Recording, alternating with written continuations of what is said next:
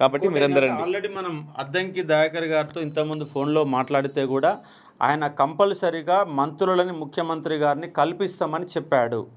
కాబట్టి మనకు అభయం కూడా ఉన్నది.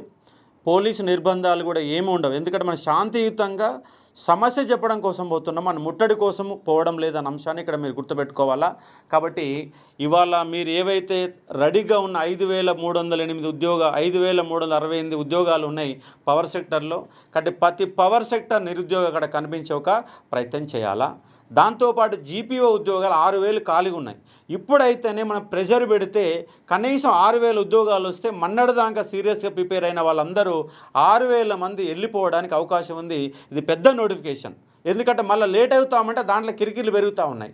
పాత వాళ్ళందరికీ ఇవ్వమని, అలాగే వేరు వాళ్ళకి ఇవ్వమని చెప్పేసి ఒత్తిళ్ళు వస్తున్నాయి. కాబట్టి స్థానిక సంస్థ ఎన్నికల కంటే ముందే మన జీపీఓ నోటిఫికేషన్ కంపల్సరీ సాధించాలా.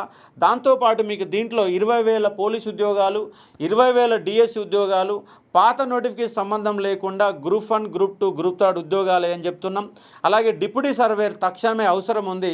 ఎందుకంటే వాళ్ళ ధరణిని అమలు చేయాలని బలంగా ఉన్నారు. కాబట్టి ధరణి అమలు చేయాలంటే డిప్యూటీ సర్వేర్లు అవసరము.